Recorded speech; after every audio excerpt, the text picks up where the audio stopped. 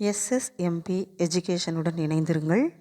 Dead 1-2 papers ready பண்ணுறவங்களுக்காக subject English class 6த்தோட term 2 prose 2 important points ரெடியாக இருக்குது.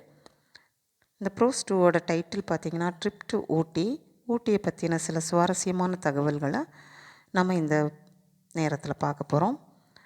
The Nilagiri Mountain Railway was built by British in 1908. இந்த mountain train நம்மளுடைய இந்திய பாரம்பரியத்தோட நினைவு சின்னமாக இருக்குது. இந்த ரயில் connect with Udhagamandalam and Mettupalayam. இது எது வழி ட்ராவல் பண்ணி போகிற வழியில் எதையெல்லாம் கடந்து போகுதுன்னு பார்த்தீங்கன்னா 208 சர்பன்டைன் கர்வ்ஸையும் 16 டனல்ஸையும் 250 பிரிட்ஜஸையும் கடந்து போகுது. அது மட்டும் இல்லாமல் நிறைய வாட்டர் ஃபால்ஸ் ஹூட்டுங்களையும் கிளிஃப் எட்ஜஸ்னால் மலை குன்றுகள்னு சொல்லுவோம். நிறைய டீ எஸ்டேட்ஸையும் கடந்து போகுது. டோட்டலாக 26 கிலோமீட்டர் வரைக்கும் கவர் பண்ணி போகுது. ட்ராவலிங் டைம் 4 hours ஆகுது. இந்த இயர் 2005 யுனெஸ்கோ நீலகிரி மவுண்டன் ரயில்வேவை வேர்ல்டு ஹெரிட்டேஜாக டிக்ளேர் பண்ணி சொல்லிச்சு. இது எங்கே லொக்கேட் ஆகிருக்குதுன்னா வெட்சன் காட்ஸ் ஜோனில், அதாவது மேற்கு தொடர்ச்சி மலையில் இந்த மவுண்டெயின் இருக்குது. இதோட ஆல்டிடியூட் பார்த்திங்கன்னா 2240 மீட்டர்ஸ் வரைக்கும் இருக்குது. இதை குயின் ஆஃப் ஹில் ஸ்டேஷன்னு சொல்லுவோம். இந்த நீலகிரி மவுண்டெயினோட சம்மர் டெம்பரேச்சர் பார்த்திங்கன்னா மேக்ஸிமம் 25 டிகிரி செல்சியஸும் மினிமம் 10 டிகிரி செல்சியஸுமாக இருக்குது. வின்டர் சீசனில் பார்த்திங்கன்னா மேக்ஸிமம் 21 டிகிரி செல்சியஸும் மினிமம் 5 டிகிரி செல்சியஸுமாக இருக்குது. முன்னாடி காலத்துல எல்லாம் ஊட்டியை ஒத்தைக்கால் மண்டபம் அப்படிங்கிற பெயரில் தான் அழைச்சிருக்கிறாங்க. பிரிட்டிஷ் ரூல் பண்ணிகிட்டு இருக்கும்போது மெட்ராஸ் பிரசிடென்சி சம்மரில் ஊட்டியை தான் கேபிட்டலாக வச்சுட்டு இருந்திருக்காங்க. 1973 டூரிசம் டிபார்ட்மெண்ட் போட்டிங் ஆக்டிவிட்டிக்கு அலோவ் பண்ணியிருக்காங்க. இந்த நீலகிரி மவுண்டெயினை ப்ளூ ஹில்ஸ்னு சொல்கிறோம். இதை ஏரியா பார்த்திங்கன்னா 65 acres. இதை சென்டர் ஆஃப் அட்ராக்ஷனும் சொல்லலாம். க்ளாசரிஸ் பார்த்திங்கன்னா மெஷ், இது மெட்டீரியலால் செய்யக்கூடிய ஒரு வலைப்பின்னல். ஸ்வேயிங், இது மூவிங் ரிதமிக்கலி. ஸ்னேக்கிங், இதுவும் moving like a snake. Snickered means சிரிப்பை அடக்கி சிரிக்கிறது, அதாவது laughed in a half suppressed way. Clinging, இது நம்மளுடைய இதில் உடம்புல ஒட்டிகிட்டு இருக்கிறது கிளிங்கிங்னு சொல்லுவோம். ஸ்க்ரீம்னா ரொம்ப சத்தமாக அழுகிறத ஸ்க்ரீம்னு சொல்கிறோம். ஸ்நாட்ச்னால் வலுக்கட்டாயமாக ஒன்றை நம்மக்கிட்ட பிடுங்கிறத ஸ்நாட்ச்னு சொல்லுவோம்.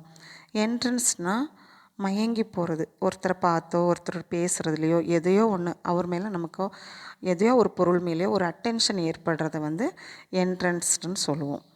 தட்டுனா ஒரு சாலிட் சர்ஃபேஸில், இது ஒரு சவுண்டு தான், ஒரு சாலிட் சர்ஃபேஸில் ஒரு ஹெவி ஆப்ஜெக்ட்டு மோதும்போது ஏற்படக்கூடிய ஒரு சவுண்டை தட்டுன்னு சொல்லுவோம். ட்ரம்ஃபெட்டிங், இதுவும் ஒரு வகையான சத்தம், ஆனால் ரொம்ப லவுடான சத்தம். சக்கிங், அது ட்ரெயின் என்ஜின்லேருந்து ஏற்படக்கூடிய ஒரு சத்தம். எப்போ அப்படின்னா என்ஜின் ஸ்லோவாக போயிட்டுருக்கும்போது வரக்கூடிய சத்தத்தை சக்கிங்னு சொல்லுவோம்.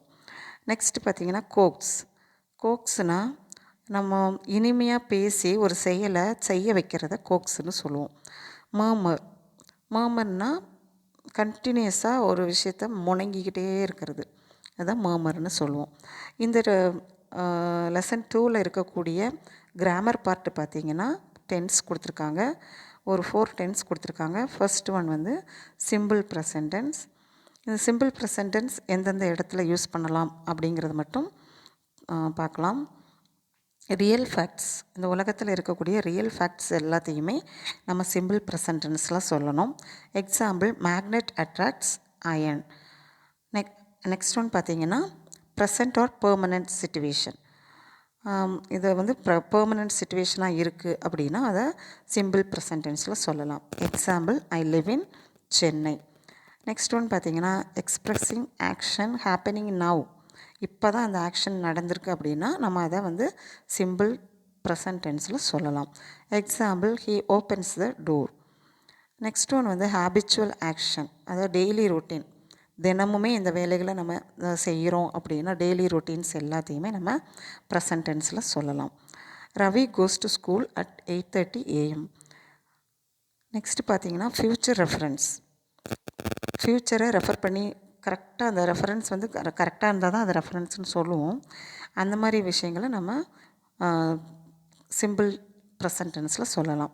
எக்ஸாம்பிள் பார்த்தீங்கன்னா, Kanyakumari express departs at 5:15 PM. Next present continuous tense. Present continuous tense எப்போல்லாம் யூஸ் பண்ணுவோம் அப்படின்னா, அன்ஃபினிஷ்டு ஆக்ஷன்ஸ். ஒரு ஆக்ஷன் நடந்துகிட்ருக்கு, ஆனால் அது வந்து இன்னும் முழுமையாக முடியலை அப்படின்னா அதை ப்ரெசன்ட் கண்டினியூஸ் டென்ஸில் சொல்லலாம். Example, my grandmother is reading the newspaper now. Next one வந்து அனாயிங் ஹேபிட்ஸ். சில ஹேபிட்ஸ் வந்து நமக்கு எரிச்சலூட்டுற மாதிரி, சிலவங்க நம்மளை வந்து எரிச்சலூட்டுற மாதிரியான ஒரு சுச்சுவேஷன் இருந்துச்சுன்னா அந்த இதில் வந்து நம்ம ப்ரெசன்ட் கண்டினியூஸ் டென்ஸில் சொல்லலாம். எக்ஸாம்பிள் பார்த்திங்கன்னா, you are always disturbing me. Next பார்த்திங்கன்னா, definite future plans with time ரெஃபரன்ஸோடு இருக்குது அப்படின்னா நம்ம அதை ப்ரெசன்ட் கண்டினியூஸ் டென்ஸில் சொல்லலாம். Example, the prime minister is visiting Chennai tomorrow. Next tense என்னன்னு பார்த்தீங்கன்னா, சிம்பிள் பாஸ்ட் டென்ஸ். இந்த சிம்பிள் பாஸ்ட் டென்ஸ் நம்ம எந்தெந்த இடத்துலலாம் யூஸ் பண்ணலாம் அப்படின்னா, ஒரு ஆக்ஷன் கம்ப்ளீட்டட் ஆகிடுச்சு அப்படின்னா அந்த ஆக்ஷனை வந்து சிம்பிள் பாஸ்ட் டென்ஸில் சொல்லலாம்.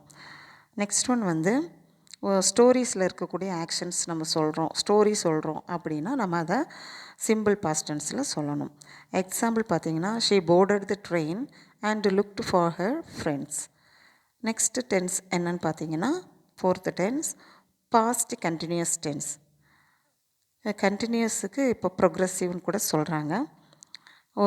இந்த பாஸ்ட் கண்டினியூஸ் டென்ஸ் எந்தெந்த இடத்துலலாம் நம்ம யூஸ் பண்ணுவோம் அப்படின்னா, ஓவர்லாப்பிங் ஆக்ஷன்ஸ் நடக்கும்போது, இரு விஷயங்கள் ஒரே நேரத்தில் நடக்கும்போதும் நம்ம பாஸ்ட் கண்டினியூஸ் டென்ஸ் யூஸ் பண்ணலாம். எக்ஸாம்பிள் பார்த்தீங்கன்னா, when I entered the room the telephone was ringing. Next one பார்த்தீங்கன்னா, பாஸ்ட் ஹேபிட்ஸை நம்ம சொல்லும்போது, அதாவது அந்த ஹேபிட்ஸ் நமக்கு இப்போ ப்ரெசண்ட்டில் இல்லை அப்படின்னா நம்ம அதை வந்து பாஸ்ட் கண்டினியூஸ் டென்ஸில் சொல்லலாம். Example, Arun was eating a lot of junk food those days. Next பார்த்தீங்கன்னா, emphasis of length or duration, அதாவது பாஸ்ட்டில் நடந்த ஒரு விஷயம் அதை வந்து நம்ம ரொம்ப எம்ஃபசிஸ் பண்ணி சொல்கிறோம், அது எந்த நேரத்தில் நடந்துச்சுங்கிற கரெக்டாக குறிப்பிட்டு சொல்கிறோம் அப்படின்னா அதை பாஸ்ட் கண்டினியூஸ் டென்ஸில் சொல்லலாம். Example, Malathi was watering the plants all day. Next நம்மளுடைய பாஸ்ட்டை ரீகால் பண்ணி சொல்கிற நேரங்களில் நம்ம பாஸ்ட் கண்டினியூஸ் டென்ஸ் யூஸ் பண்ணலாம். Example, it was raining that day I remember it well. Next இந்த பகுதியோட போயம் என்னென்னு பார்த்தீங்கன்னா, ஃப்ரம் அ ரயில்வே கேரேஜ். இதோட ஆத்தர் நேம் பார்த்தீங்கன்னா ராபர்ட் லூயிஸ் ஸ்டீவன்சன். இவரோட காலம்னு பார்த்தீங்கன்னா 30th நவம்பர் 1850 இருந்து 3rd டிசம்பர் 1894 வரைக்கும் அவரோட பீரியடு. இவர் ஒரு ஸ்காட்டிஸ்ட் நாவலிஸ்ட், அது போக போயட்டாக இருந்திருக்கிறாரு, எஸ்ஏயிஸ்ட்டுமாக இருந்திருக்கார், மியூசிஷியன் அண்டு ட்ராவல் ரைட்டர். இவரோட ஃபேமஸ் ஒர்க் ஒரு 4 கொடுத்துருக்குறாங்க. ஃபர்ஸ்ட் ஒன் வந்து treasure island, second one kidnapped, third one strange case of doctor Jekyll and mister Hyde, fourth one பார்த்தீங்கன்னா அந்த சைல்ட்ஸ் கார்டன் ஆஃப் வேர்சஸ். இந்த போயத்தோட கிளாசரிஸ் பார்த்தீங்கன்னா, சார்ஜ் ஃபர்ஸ்ட் ஒன். சார்ஜ்னால் திடீர்னு ஒருத்தவங்கள அட்டாக் பண்ணுறது. கிளாம்பர்னா ஆக்வர்டு வேல கிளைம்பிங் பண்ணுறது, அதை கிளைம் பண்ணும்போது ஏறி போகிறதுன்னு சொல்லுவாங்க, காலால் போகிறது. இது வந்து கை கால் எல்லாம் யூஸ் பண்ணி ஆக்வர்ட் பிஹேவியராக பண்ணதை கிளாம்பர்னு சொல்லுவோம். நெக்ஸ்ட் ஒன் பார்த்திங்கன்னா பிராம்பிள்ஸ்னால் முட்கள்னு சொல்லுவோம். குறிப்பாக பிளாக்பெர்ரி செடியில் இருக்கக்கூடிய முட்களை பிராம்பிள்ஸ்னு சொல்லுவோம். ட்ராம்ப்னா ட்ராவல், இது ட்ராவலை மீன் பண்ணும், ஒரு இடத்துலேருந்து இன்னொரு இடத்துக்கு போகிறது.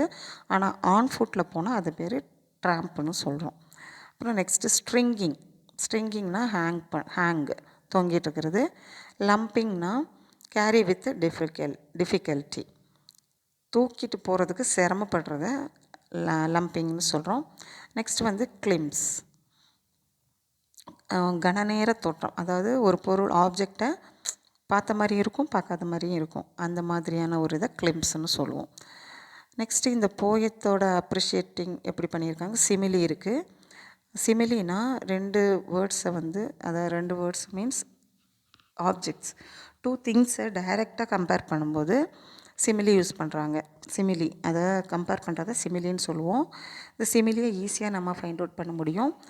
லைக்கு அண்ட் ஆஸ் அப்படிங்கிற வார்த்தைகளை யூஸ் பண்ணியிருப்பாங்க. அதை பார்த்தாலே இது சிமிலிஸ்னு நமக்கு தெரிஞ்சிடும்.